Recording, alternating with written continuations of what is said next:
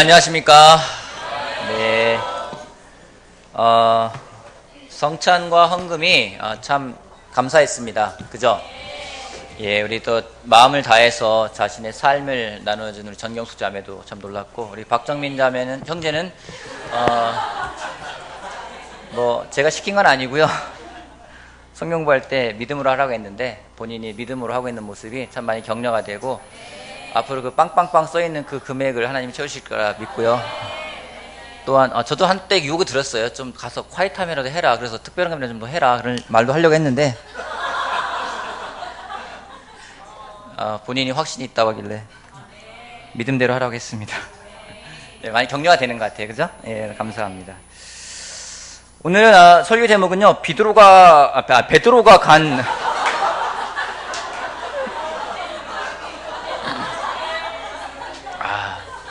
성찬과 헌금이 좋다 보니까 베드로가 간 기적이 아니라요, 베드로가 본 비전입니다. 예. 베드로가 본 비전이라는 말씀을 나누겠습니다. 사도행전 10장 말씀 보도록 할게요.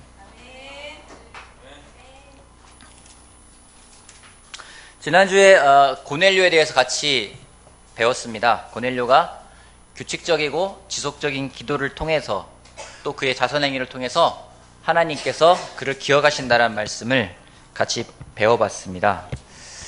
오늘은 그와 연결되는 말인데요. 사도행전을 보게 되면 그 당시 유대인들은 이방 사람들을 뭐 취급했나요? 그 당시 유대 사람들은 이방인들을 무슨 취급했죠? 짐승 취급했어요. 그래서 이방인들하고는 상종도 하지 않았고, 특별히 사마리아 같은 경우도 피가 이방인과 섞였다 해서 같이 교류하는 것을 금할 정도로 그렇게 굉장히 유대인들은 이방인들을 천민으로 취급을 했습니다. 하지만 하나님은 그러한 이방인을 찾으셨습니다. 찾으시는데 그냥 찾으시는 게 아니라 뜨거운 마음으로 이방인들을 찾으셨습니다. 그래서 이방인 대표를 세우고 유대인 대표를 세워서 두 사람이 만나게 합니다. 그 이방인 대표가 누구냐면 고넬료고요. 유대인의 대표는 베드로입니다. 그래서 고넬료와 베드로가 아주 기적적이고 역사적인 그런 만남을 갖게 됩니다. 근데 이런 만남을 위해서 하나님이 먼저 베드로를 준비시키는 마음이 필요했어요. 고넬료는 준비가 됐었습니다. 마음이 준비됐는데 베드로가 준비가 안 됐어요. 그래서 베드로에게 하나님이 비전을 보여주시면서 베드로의 마음을 또 생각을 변화시키는 모습을 같이 배워보도록 하겠습니다. 사도행전 10장 9절 말씀부터 읽어보겠습니다. 사도행전 10장 9절 말씀부터 같이 읽어볼까요? 9절부터 16절까지 같이 한 목소리로 읽어보겠습니다. 시작. 이튿날 저들이 길을 가다가 욥바에 가까이 이르렀을 때 베드로는 기도하려고 지붕으로 올라갔다. 때는 오정쯤이었다. 그는 배가 고파서 무엇을 좀 먹었으면 하는 생각이 들었다. 사람들이 음식을 장만하는 동안에 베드로는 황홀경에 빠져들어갔다. 그는 하늘이 열리고 큰 보자기 같은 그릇이 뇌 귀퉁이가 끈에 매달려서 땅으로 드리워져 내려오는 것을 보았다. 그 안에는 온갖 네발 짐승들과 땅에 기어다니는 것들과 공중의 새들이 골고루 들어있었다. 그때 베드로야, 일어나서 잡아먹어라 하는 음성이 들려왔다. 베드로가 대답하였다. 주님, 절대로 그럴 수 없습니다. 나는 속되고 부정한 것은 단 한 번도 먹은 일이 없습니다. 그랬더니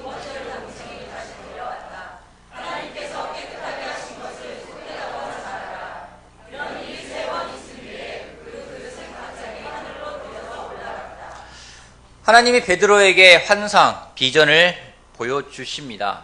보여주신 이유는요, 그걸 통해서 하나님의 뜻이 무엇인지를 명확하게 알려주시고자 했습니다. 베드로가 본 환상은 무엇이었나요?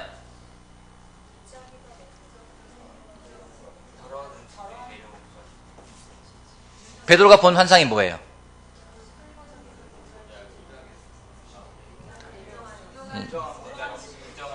요즘은 보자기가 아니라요, 보자기 같은 그릇이 내려왔어요. 그죠? 예. 보자기 같은 그릇에 보자기 이렇게 펼쳐가지고 내려온 게 아니라요, 보자기 같은 그릇에 온갖 짐승들이 있습니다. 유대인들이 또 레위기에 먹지 말라고 금해 놓았던 그런 짐승들이 있고, 하나님이 베드로에게 잡아먹어라 말씀을 하십니다. 베드로가 언제 이런 일을 경험하게 됐냐면은 그가 오정쯤, 정오쯤에 기도하러 올라갔습니다. 당시에 지붕은 평평했습니다. 그래서 옥상이고 또 기도할 수 있는 그런 장소였습니다. 약속된 시간에 기도하러 올라갔고, 근데 그 시간이 배가 고픈 시간이었어요. 점심시간 때였기 때문에. 그래서 시장한 생각에 음식 생각을 뭐 좀 먹었으면 좋겠다 했고, 또 밑에서는 음식을 준비하고 있었는지 모르겠어요. 음식 냄새가 아마 더 코를 자극을 하지 않았을까 생각을 하게도 되는데, 그러다가 이게 비몽사몽간에 쓰러집니다. 이게 배가 고파 쓰러진 건지 모르겠는데, 그때 하나님이 비전을 보게 됩니다. 여러분과 같이 나누고 싶은 첫 번째 포인트입니다. 베드로가 본 비전은요, 첫 번째 기도할 때 본 비전이었습니다. 기도할 때 하나님의 비전을 볼 수가 있습니다. 여러분, 베드로에 대해서 어떤 사람이라는 생각이 드십니까? 베드로 하면 떠오르는 어떤 이미지가 어떻습니까? 그는 어떤 사람이었습니까? 천천히. 다혈질. 또요. 솔직하다. 또요. 베드로. 의리가 있다. 의리. 예, 그죠? 또요. 또 베드로 하면 떠오르는 게 연약하다. 베드로요. 순수하다. 베드로 어떤 성격입니까? 과격하다. 여러분, 베드로 성격 이야기하시, 여러분 성격 이야기하면 안 됩니다. 예. 베드로.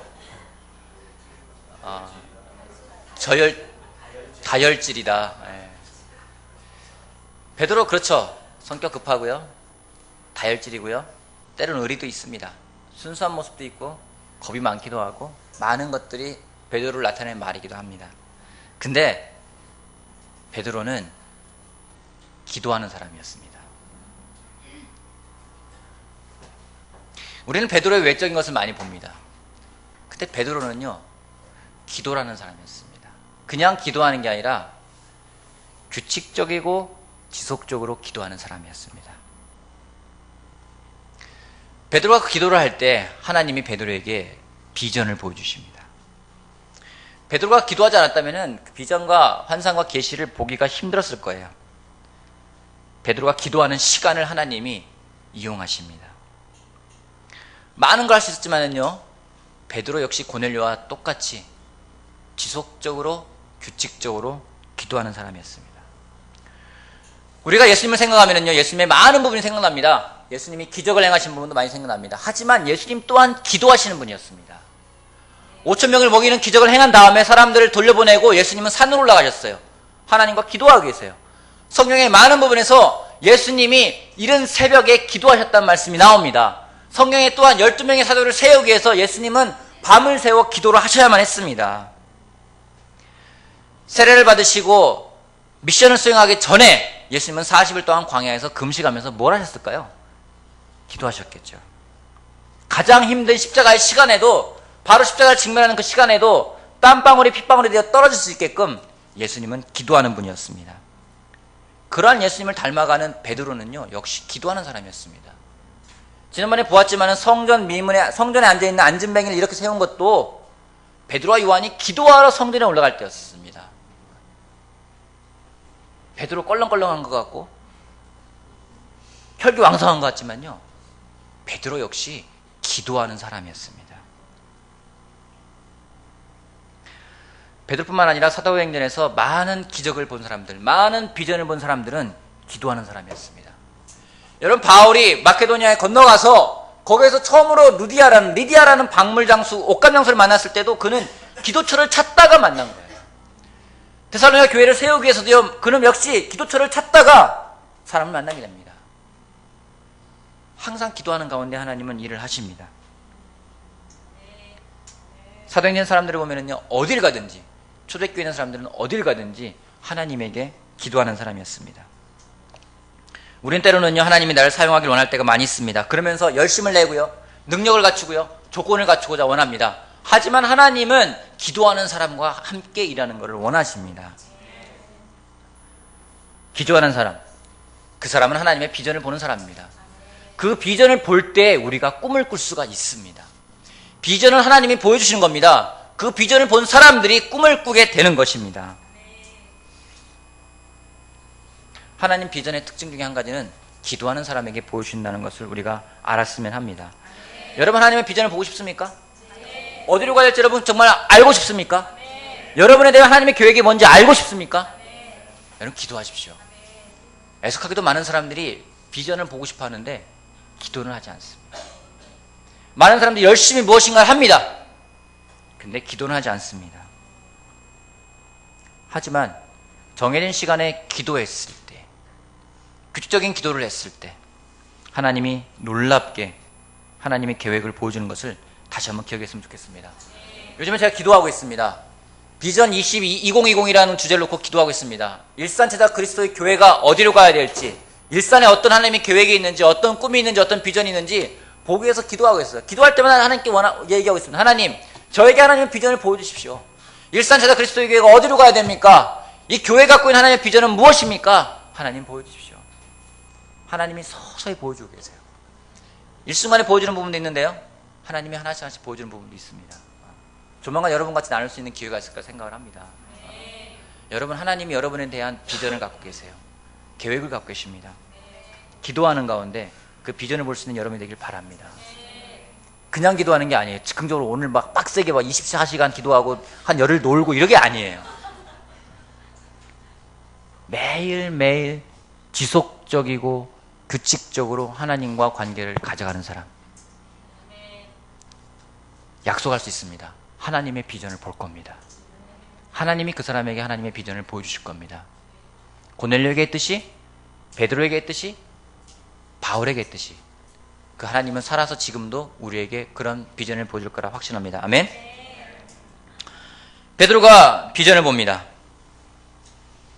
그리고 그는 생각을 합니다. 이게 뭐지? 무슨 뜻이지? 근데 하나님이 보여주는 비전, 특별히 베드로가 본 비전의 특징이 한 가지 뭐냐면요, 쌍방간에 일어난다는 겁니다. 두 번째 포인트입니다. 쌍방간에 소통이 되는 비전입니다. 하나님이 우리들에게 비전을 보여주세요. 그죠? 여러분, 하나님 비전 본 적 있으십니까? 한 번도 본 적 없어요? 하나님이 여러분에게 비전을 보여준 적 있습니까? 있어요? 어떤 비전을 보여주셨습니까?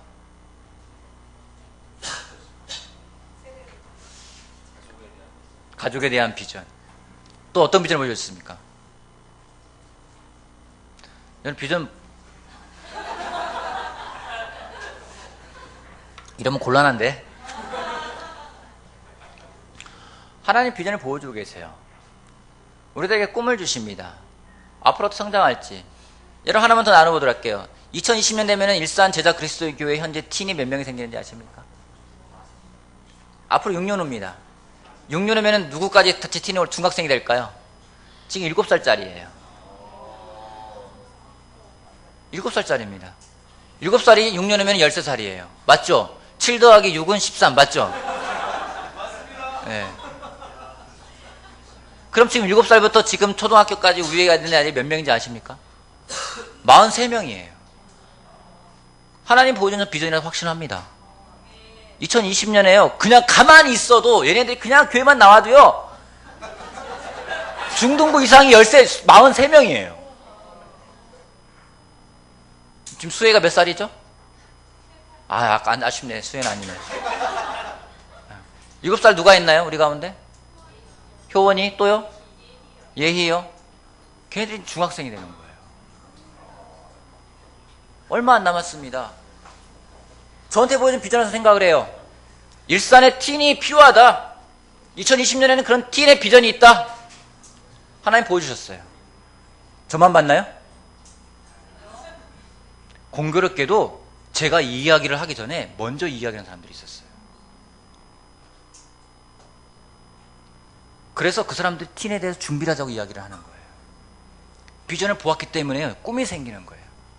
그 아이들이 하나님 말씀으로 제자가 되고 세례를 받는 일이 벌어진다면, 2020년에 이 방에 있는 사람들의 배가 생긴다면 어떨 것 같아요? 110명입니다. 딱 여기 있는 사람들의 배가 돼서 220명이 된다면요, 어떨까요? 그것도 하나님 보여준 비전입니다. 여기 트고요, 저 뒤까지 터야 되고요, 어쩌면 떠날지도 모르겠어요. 더 넓은 데로요. 근데 이건 저만 가져가는 비전일까요? 여러분, 그런 생각 해본 적 없으십니까? 여기 오면서 예배당에 사람들이 꽉 차고 저 뒤에 트고 저 너머까지 가고 비좁아서 딴 데로 이동하고 이런 거 상상해 본 적 있으세요? 네. 저만 하는 거 아니죠? 네. 저만 하면 정말 곤란한 거예요. 하나님의 비전은요, 혼자 생각하고 혼자 고민하고 이상한 거 봐가지고 나 이거 봤었는데 딴 사람이 저거 뭐야 이게 아니에요. 쌍방간의 소통이 된다는 겁니다. 또 하나님 말씀으로 확인이 된다는 겁니다. 어서 기이한 걸 보고 환상 이상한 야릇한 걸 보는 다음에 하나님 말씀을 하나도 없다면요, 그거는 착각일 수 있어요. 하나님 말씀은요, 하나님 비전은요, 말씀으로 확인이 됩니다. 종합적으로 이야기하게 됩니다. 한쪽에서만 생각하는 게 아니라 서로 같이 나눌 수 있게 만듭니다. 그렇기 때문에 우리가 서로가 서로를 도와주고 서로가 서로 관계를 맺어가는 게 무척 중요합니다. 그렇지 않으면요, 내 생각에 사로잡힐 수 있기 때문에요. 나만 생각하고 나만 꿈꾸고 나중엔 그 사람 그게 안 이루어지잖아요. 실망하고 하나님 원망하고 떠나갈 수 있습니다. 독단과 독선에 빠지지 않기 원한다면요, 사람들과 함께하며 하나님 말씀을 통해서 꿈과 비전을 확인해 가는 것이 필요합니다. 왜냐하면 하나님의 비전은요, 일방적으로 주는 게 아니라요, 쌍방간에 일어나기 때문에. 가정에 대한 비전이 있다면 남편에게만 주는 게 아닙니다. 아내에게도 줍니다. 남편과 아내가 서로 같이 이야기하는 게 중요합니다. 그렇지 않으면 서로 딴 생각만 합니다. 그리고 서로 하나님의 비전이라고 서로 우길 겁니다. 그래서 서로 싸울 겁니다. 실망밖에 안 할 겁니다. 나만의 착각이 아니라 다른 사람과 함께 나눌 수 있고 함께 믿을 수 있고 함께 공유할 수 있고 함께 이뤄나가는 그런 비전이 하나님이 주는 비전임을 우리가 기억했으면 좋겠습니다. 아멘. 베드로에게만 그런 비전 주고선요, 있었으면 베드로 굉장히 힘들었을 것 같아요. 근데 고넬료에게도 똑같은 걸 주십니다. 그렇게 일하시는 하나님을 기억하길 바랍니다. 아멘. 15절부터 다시 한번 볼게요. 14절부터. 베드로에게 베드로 대답했다. 주님, 절대로 그럴 수 없습니다. 나는 속되고 부정한 것은 한 번도 먹은 일이 없습니다. 그랬더니 두 번째로 음성이 다시 들려왔다. 하나님께서 깨끗하게 하신 것을 속되다고 하지 말아라. 이런 일이 3번 있은 뒤에 그 그릇은 갑자기 하늘로 들려서 올라갔다. 베드로가 제일 싫어하는 숫자가 뭘까요?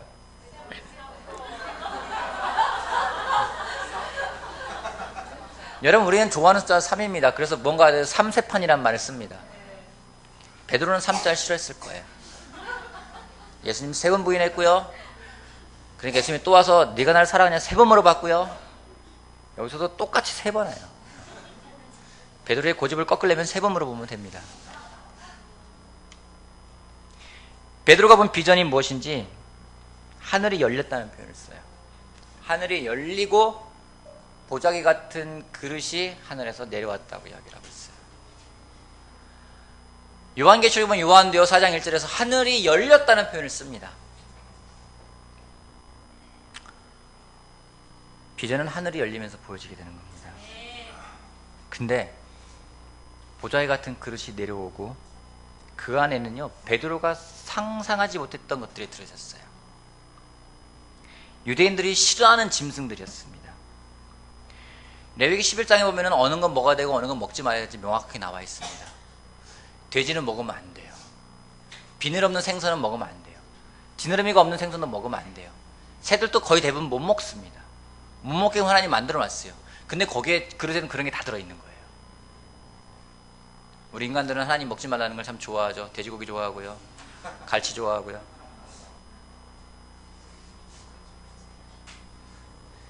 잡아 먹어라! 하나님 말씀하시는데 베드로는 안 됩니다. 못 먹습니다. 나는 한 번도 먹어본 일이 없기 때문에 못 먹습니다. 근데 하나님이, 야, 하나님이 깨끗하다는 것을 네가 속되다고 하지 말아라. 한 번 말했으면 아, 그렇구나 들어야 되는데요, 그와 같은 일이 3번 일어났대요. 여러분, 베드로가 왜 갈등했을까요? 하나님이 말한 게 아니라 그냥 잡아 먹으라 했을 때 베드로가 안 먹습니다 하면 올라갔으면 역시 너는 제자군 할 텐데, 그게 그다음 말씀하셨어요. 하나님께서 깨끗하다고 하신 것을 내가 속되다고 하지 말아라. 그런 말 했는데요, 베드로가 그 다음에 또 내려왔어요. 주님, 그래도 저는 못 먹습니다. 또 한 번 말해요. 하나님께서 깨끗하게 하신 걸 속되다고 하지 말아라. 그리고 또 올라갔어요. 한 번 더 또 내려왔어요. 주님, 절대 못 먹습니다. 진짜 고집 대단하죠. 베드로는 왜 그랬을까요?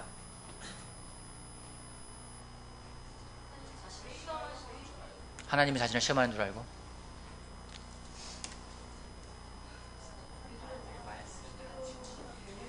하나님의 말씀을 지키기 위해서. 베드로 행동이 잘못됐나요? 아니요. 잘못되지 않았어요? 잘못됐나요?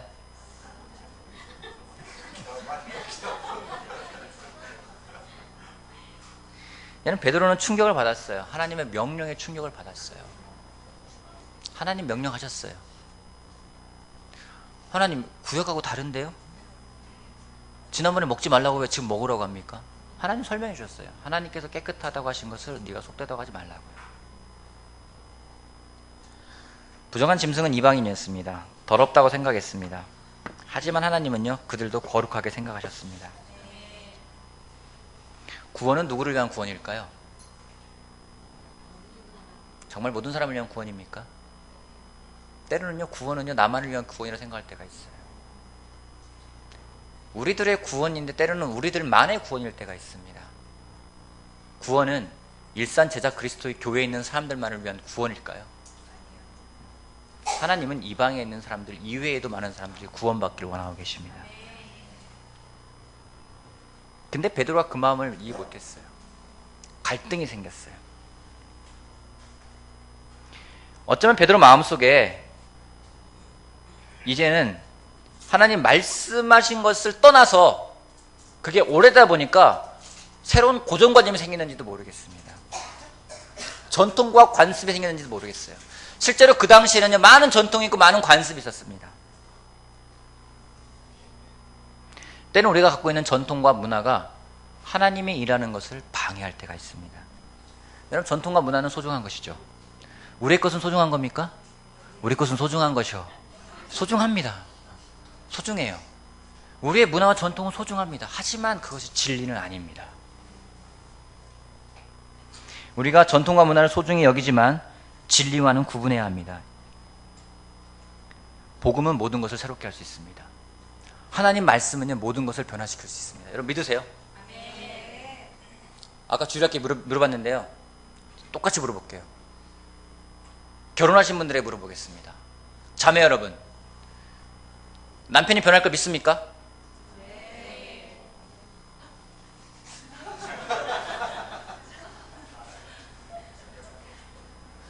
남편 여러분, 여러분의 아내가 변할 걸 믿습니까?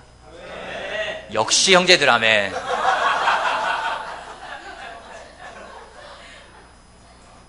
다시 한번 물어볼게요. 정말 믿으세요? 네.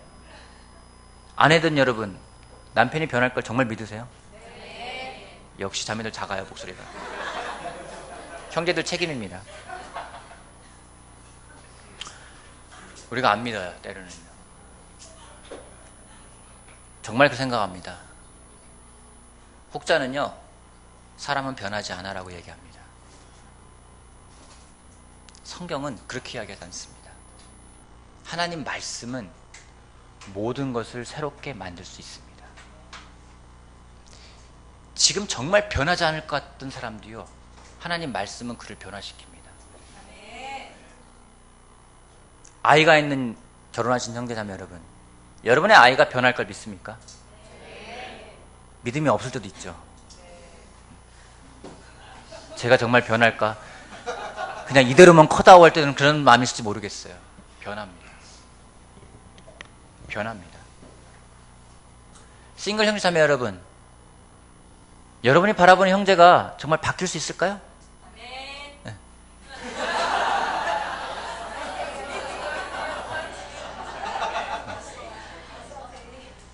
믿음대로 될 겁니다.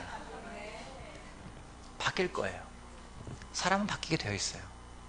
누가요? 하나님 말씀이 들어가면은요. 하나님이 베드로에게 말씀하셨어요.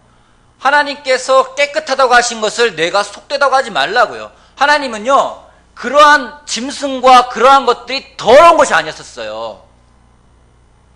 단지 먹지 말라고 한 것뿐입니다. 그건 내가 창조한 게 아니다, 실패자이다 말씀하신 게 아니었어요. 하나님이 창조한 부분의 일부분입니다. 그래서 베드로는 고정관념이 있어요. 완전 흑백 논리에 갇힌 거죠. 흑 아니면 백인 거예요.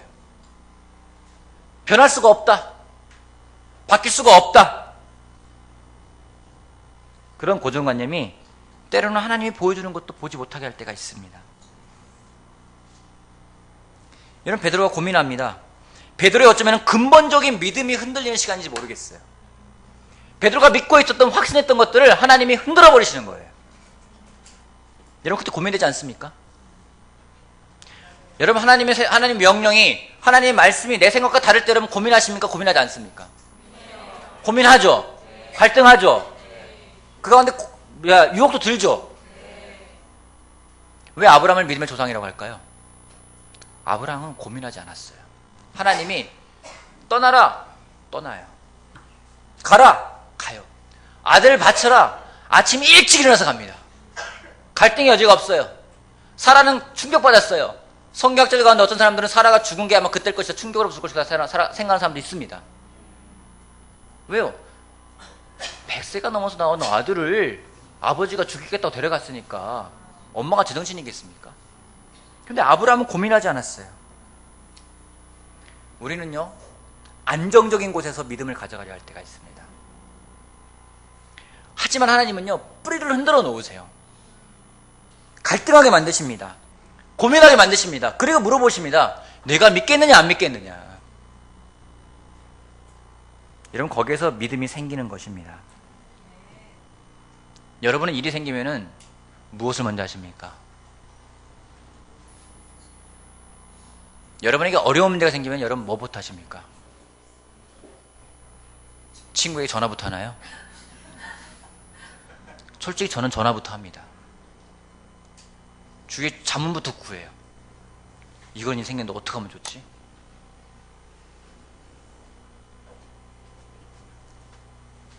베드로가 고민했을 때 베드로는요 기도했습니다. 하나님을 먼저 찾는 것은 하나님에 대해 믿음이 있을 때 찾는 겁니다. 우리 모두가 고민을 가지고 있습니다. 부자에게 없는 고민은 가난한 사람들에게 있고요, 가난한 사람들에게 없는 고민을 부자들은 하는 사람들도 있습니다. 능력 있는 사람이 고민하는 것을 능력 없는 사람은 고민하지 않을 수도 있고요, 능력 없는 사람이 고민하는 것을 능력 있는 사람은 고민하지 않을 수도 있습니다. 모두가 고민을 가지고 있습니다. 또 하나님은 모두가 하나님 앞에서 해결해야 될 고민을 항상 주십니다. 하나님이 고민을 항상 주세요.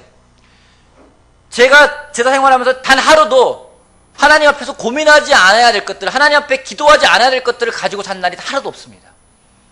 앞으로도 그럴 거예요. 하나님이 그렇게 만들어 가십니다. 항상 기도할 걸 만들어 주세요. 항상 때로는 항상 스트레스 받는 것들이 항상 남아 있습니다. 그 가운데 하나님 앞에 섰을 때 우리가 믿음을 가져갈 수 있기 때문에 하나님은 우리를 그렇게 인도하고 계십니다. 우리가 다시 한번 생각해 봐야 됩니다. 불가능하다 생각되는 것이 내 앞에 있을 때 우리가 다시 한번 생각해 봐야 됩니다. 내 믿음은 과연 어디에 있는 것인가? 내 믿음의 근거가 어디인가? 흔들리는 믿음인가? 아니면 이런 상황에서 흔들리지 않고 앞으로 나아갈 수 있는 믿음인가? 우리가 고민해 봐야 됩니다. 재밌는 게 뭔지 아십니까?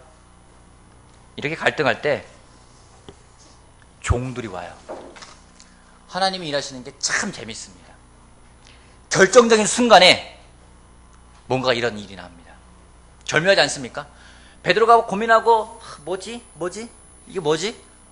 그럴 때 똑똑똑 3명의 사람들이 찾아옵니다. 여러분 하나님이 일하시는 게 참 절묘해요. 그래서 긴장감이 있어요. 다 된 것 같은데 안 돼요. 사인만 하면 되는데 사인을 안 해준 사람들이 있어요. 사인 안 할 것 같은 사람이 사인하는 경우가 있습니다. 항상 긴장감과 위기가 있어가지고 때로는 재밌어요. 괴롭기도 하고요. 그래서 우리가 주님을 만나는 순간까지 주님을 의지하며 살아가게 만드십니다. 기도해야 됩니다. 끊임없이 쉬지 말고 기도해야 되는 이유가 여기에 있습니다. 그렇지 않으면 우리가 헤어나올 수가 없습니다. 그런 기도하는 가운데 하나님의 비전을 가져가는 여러분이 되길 바라겠습니다. 아멘. 마지막으로 하나 보면은요 22절 말씀 보도록 하겠습니다. 22절 말씀 같이 한번 읽어볼까요? 22절 시작. 그들은 베드로에게 대답하였다.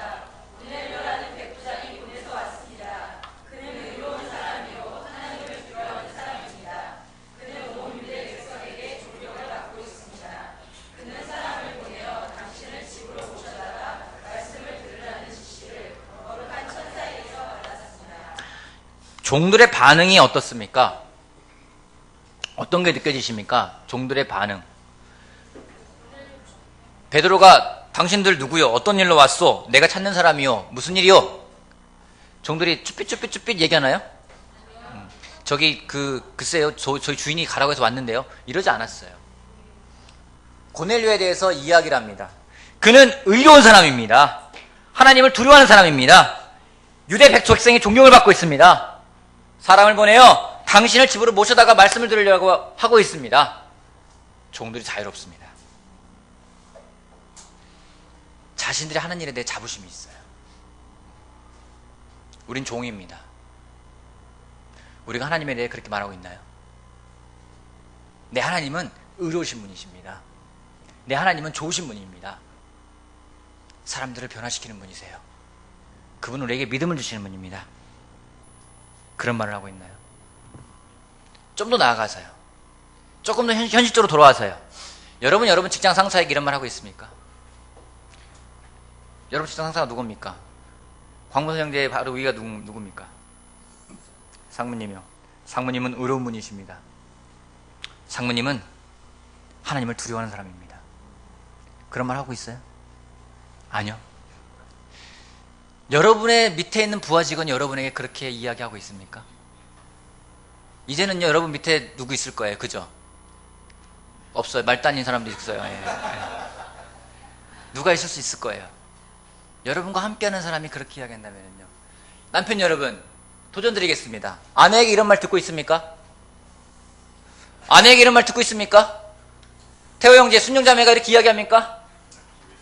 김일성이라고.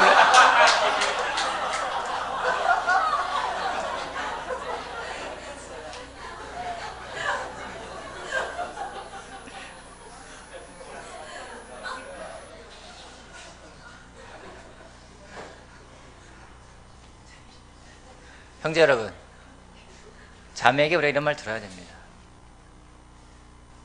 우리 남편은요, 믿을 수 있는 보증수표예요. 이런 말 들어야 되는데 저희 남편은요, 공수표예요. 그런 말 들으면 안 되는 거죠. 아내 여러분, 남편이 이런 말 여러분이 한다면 여러분 어떨 것 같습니까? 우리 아내는요, 의로운 여자예요. 하나님을 두려워하는 여인입니다. 그는 항상 하나님 말씀을 듣기 위해 노력하고 있는 그런 여자입니다. 그런 말을 들을 수 있다면요, 진짜 최고의 말 아니겠습니까? 여러분, 아이들이 여러분을 어떻게 부르고 있습니까? 우리 아빠는요, 교회하고 집하고 행동이 달라요.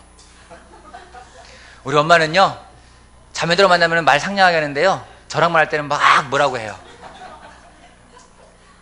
이런 말 들으면 안 돼요. 저는 바라긴 여러분의 도전을 드리고 싶습니다. 여러분이 아는 사람들이 이러한 고백을 하길 바랍니다. 만약에 여러분의 아이들이 이런 고백을 할 수 있다면요, 아이들은 자유로울 거예요. 아이들은 자부심이 생길 거예요.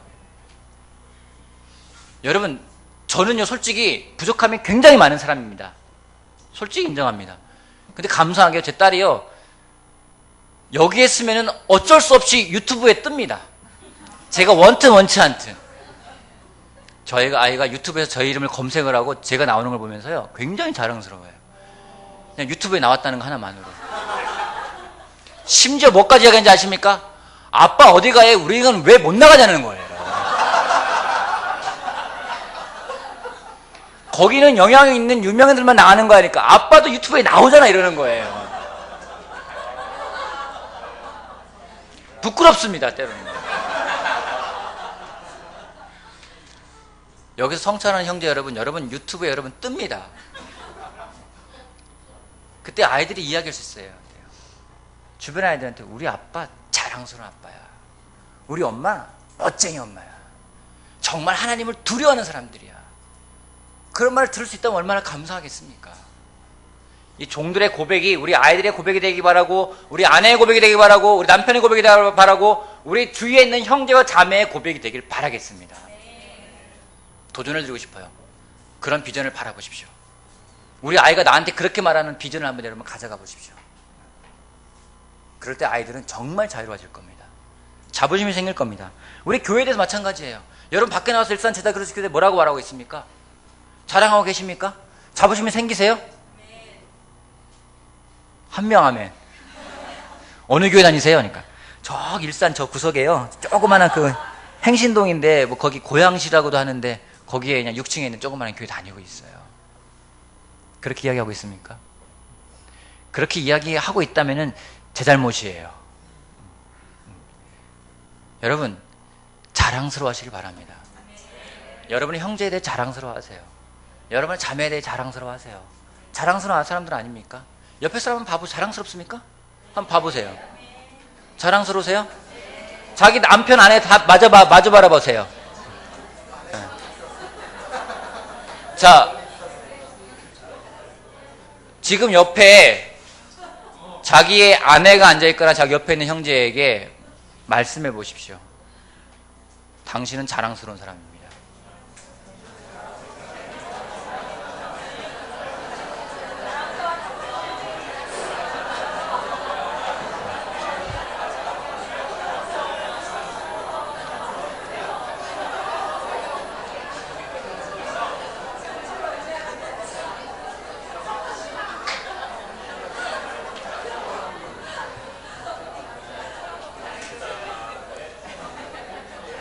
그냥 자랑스러워하면 자랑스럽단 말만 하세요. 뭐 여러 가지 말씀하지 마시고.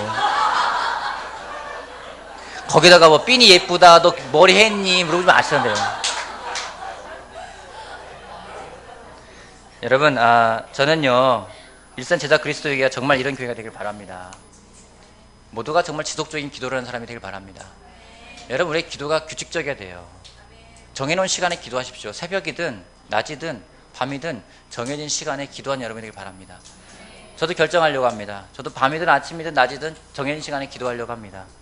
그런 기도를 할 때 하나님이 분명히 보여줄 겁니다. 여러분의 비전을 보여줄 거예요. 또한 여러분 같이 하십시오.